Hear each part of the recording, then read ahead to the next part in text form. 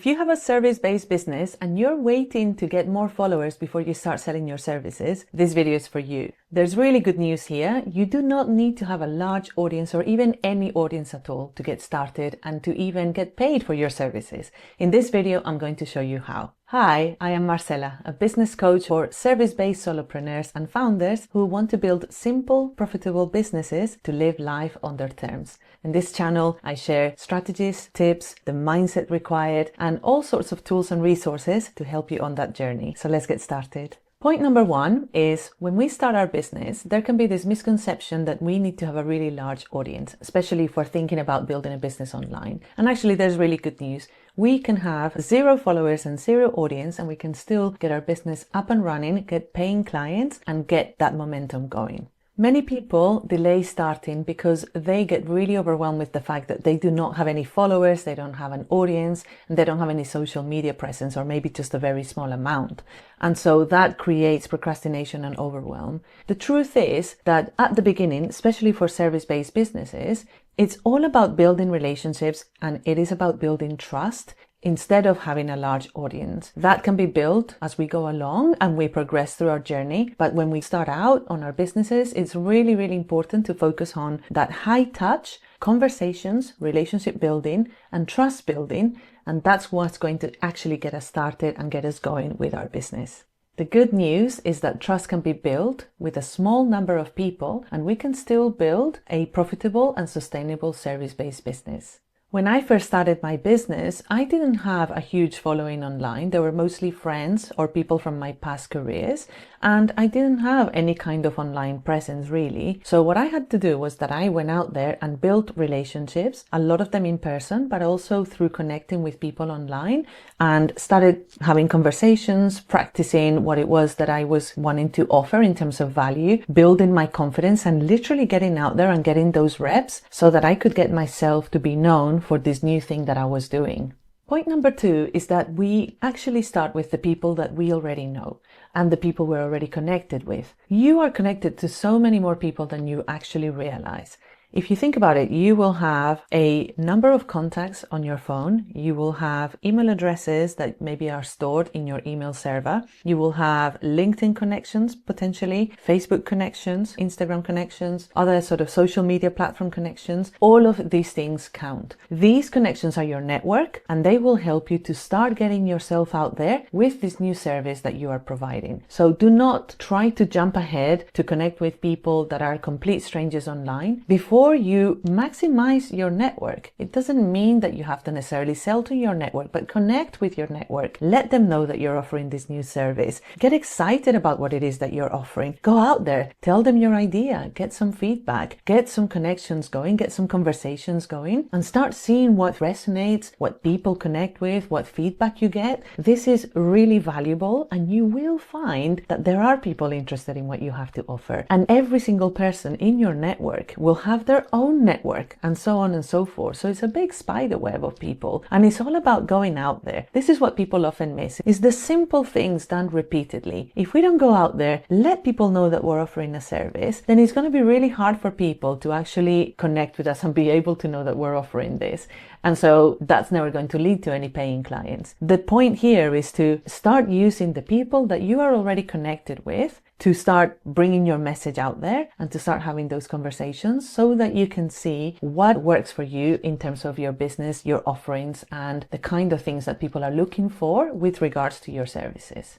So a lot of people freeze at this point and think, oh, but what do I say to people, especially if it's your network? I know this happened to me because it felt awkward. I felt like, oh, I don't want to bother people from my medical world or from my military world or my friends, the connections that I had in terms of my immediate network, right? So I really resisted this at the beginning. So I do get it. If you're feeling resistance, I understand. But if you go out there with a genuine desire to help and to add value, and you have something interesting to offer, you don't have to go out there and be salesy or pushy. You literally just let people know, hey, I am offering this new service, I'm offering this new thing to X sort of people. Do you know anyone that could potentially be interested? I'd love to offer them a free chat for us to just go through what it is that they're looking for. That's it. You don't even have to say it to the person. You ask the person to see if they know of anyone. And of course, if they feel like, oh, actually, that's something that I could potentially benefit from, then maybe they will come forward. So there has to be no icky conversations or sales pitches for this to work. It literally can just be us going out there, letting people know that we're offering this. And you may be surprised at how interested some people may be because they already know you, they already trust you. And so whatever it is that you're offering, they already know you as a human, and you'll be able to build that trust in terms of that new service so much more easily than someone that's completely unknown to you. Point number 3 is to create a really specific, clear offer. A lot of us, when we start out, we want to help everyone and we want to use our skills with as many people as possible. And we may not know exactly who we want to work with.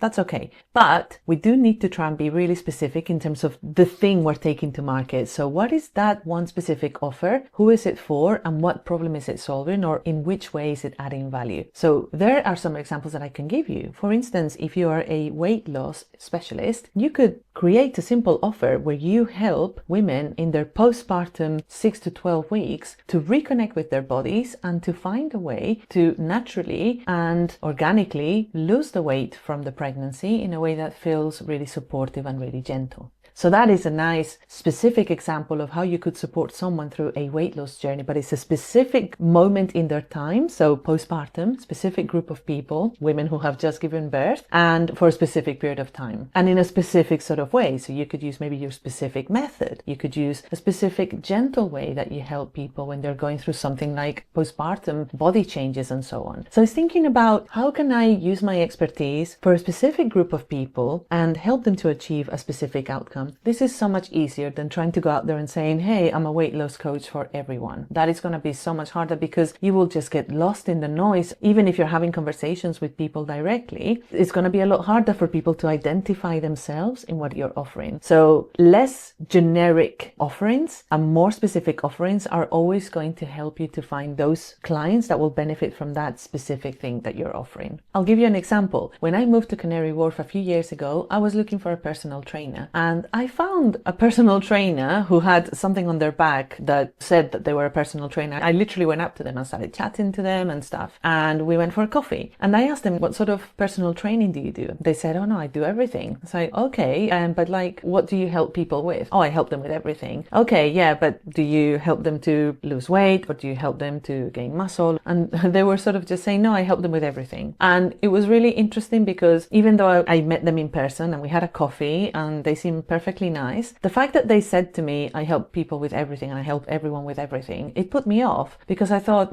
maybe they're not going to be great for my specific circumstances. Had she said something like, I help women in their late 30s to early 40s who have had an injury or are recovering from an injury to get back into fitness in a way that feels good to them, and in 90 days to be able to run 5 kilometers, that would have been a lot more interesting to me because that would have been me, right? If she had said, I help postpartum women, I would have been like, okay, that's not for me. But had I been a postpartum woman, I would have identified myself in that message. Do you see what I mean? So it's really about finding a way to communicate yourself and your message to the right person that you're trying to target. And if you don't know who that is, you can just try experiments. Honestly, entrepreneurship is all about messy experiments done quickly, several times again and again, until you see what works. And it's not for you to decide completely in your mind. The market will give you a lot of signals of interest or not. But if you don't go out there and try it with real people, you're not going to know what lands. So it's really important to actually think, okay, I've got this kind of rough idea of an offer that I want to put out there. I want to test it. I want to go out there and try and find 20 to 30 people that could potentially be interested in having a chat about this. And you go out there and tell people. That's it. You literally just tell them you're offering this. Do they know anyone that could be interested? If so, you'd love to offer them a free consultation. That is literally how you get started. It doesn't get any more complicated than that. But doing that repeatedly over a period of time, that is what gets the momentum going in a service-based business, especially when we're working one-to-one with clients, which is usually the way that we start a service-based business. Okay, point number 4 follows on from the previous points, and it is that we need to use conversations to be able to build trust and make those sales.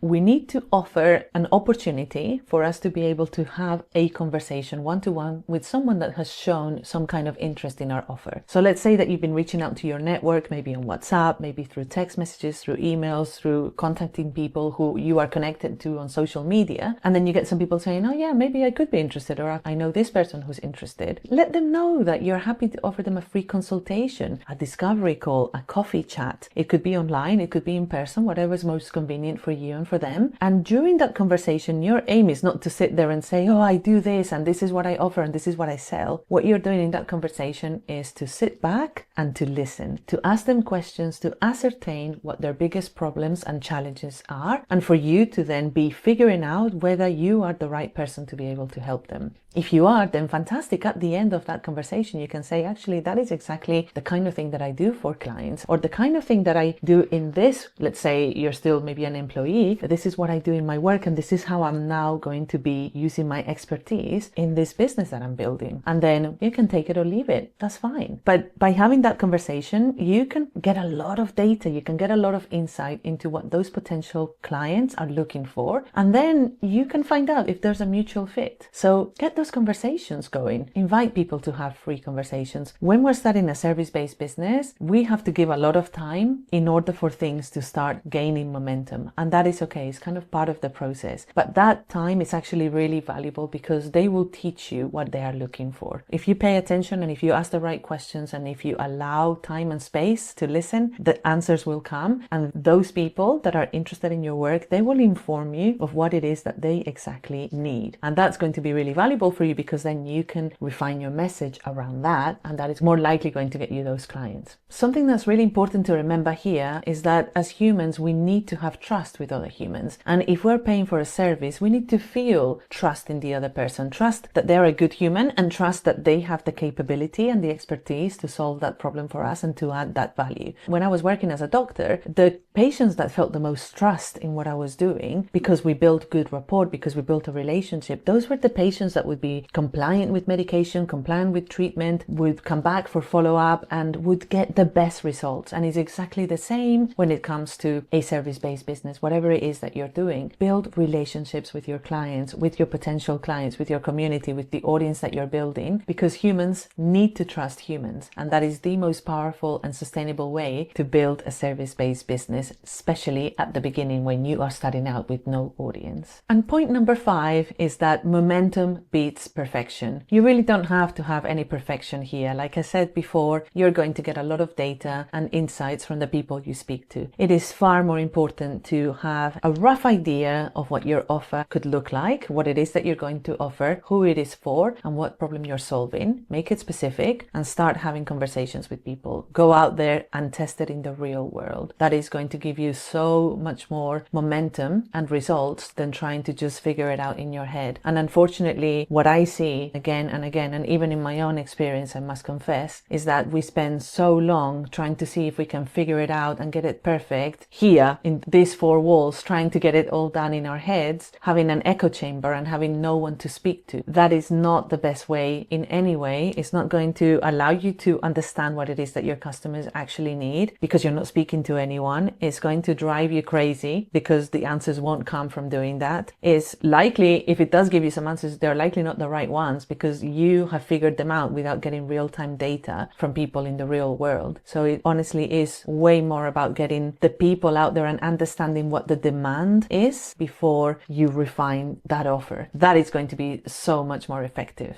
And of course, the more you do this, you will improve so rapidly. You'll be so impressed with how quickly your offer gets refined, how quickly you understand your clients, because you're speaking to them in real time. You're getting feedback, you're getting testimonials, you're working with them. So please don't make the mistake that all of us make, which is to just stay in a room trying to figure it all out on your own. It's far more effective to go out there and speak to people, and it's going to get you the results that you want. Even though I know that that's the hardest part because there's so much resistance. Often it can feel really scary, but that is how it works. Even if you're shy, just have a conversation one-to-one with people. You don't have to go to large groups if you don't want to, but do make those connections and put yourself out there. If people don't know you exist, there is no way you're going to be able to sell to them. So no matter what happens, you need to go out there, create some activity, create momentum, momentum, speak to people. Okay, to summarize, if you want to get your first clients online, stop waiting to have a huge audience. Reach out to the people in your immediate network and the people that you're already connected to. Create one clear, specific offer. Use conversations to build trust and focus on momentum, not perfection. Look, I know what it's like to be in your shoes, and I just really want to reassure you that it can work. It does work. I'm sitting here with coming up to 5 years of running my own business, and it can feel so scary when we don't know what we're doing, but